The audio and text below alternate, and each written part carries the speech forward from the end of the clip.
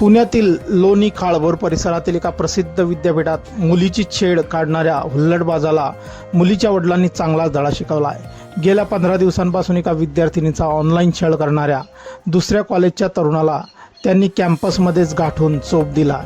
या घटनेमुळे विद्यापीठ प्रशासनाच्या सुरक्षेचा बोजवारा उडाला असून पालकांमध्ये संतापाची लाट उसळली आहे। शिक्षणाचे माहेरघर असलेल्या पुण्यात चक्क विद्यापीठाच्या आवारातच विद्यार्थिनी सुरक्षित नसल्याचे या निमित्ताने पुन्हा एकदा अधोरेखित झाले आहे। मिळालेल्या माहितीनुसार संबंधित तरुण पीडित विद्यार्थिनीला गेल्या आठवड्यापासून ऑनलाईन माध्यमातून सतत त्रास देत होता। या छळाला कंटाळून तरुणीने शेवटी आपल्या कुटुंबाला या प्रकाराबद्दल माहिती कळवली। तो तरुण एकदा विद्यापीठाच्या परिसरात आला असल्याची माहिती मिळताच मुलीच्या वडिलांनी त्याला तिथेच रंगेहात पकडले। संतापलेल्या पित्याने तरुणाला जाब विचारला असता त्यांच्यात मोठी झटापट झाली। त्यावेळी मुलीच्या वडिलांनी त्या हुल्लडबाजाला कॅम्पसमध्येच लोळवले।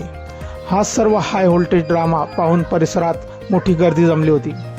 या संपूर्ण प्रकरणात धक्कादायक बाब म्हणजे पीडित कुटुंबाने या छळाबाबत विद्यापीठ प्रशासनाकडे आधीच लेखी तक्रार केली होती। मात्र प्रशासनाकडून या गंभीर विषयात कोणतीही ठोस पावले उचलली गेली नाहीत, असा आरोप मुलीच्या पालकांनी केला आहे। तक्रार करूनही जर कारवाई होत नसेल तर प्रशासनाला नेमकं काय साध्य करायचं आहे, असा सवाल आता उपस्थित केला जात आहे। प्रशासनाच्या या उदासीन भूमिकेमुळेच अखेर एका वडिलांना स्वतः कायदा हातात घेण्याची वेळ आली आहे। बाहेरील कॉलेजचा विद्यार्थी एका नामांकित विद्यापीठाच्या कॅम्पसमध्ये सहजपणे शिरून मुलीची छेड काढतोय, हा प्रश्न आता विचारला जात आहे।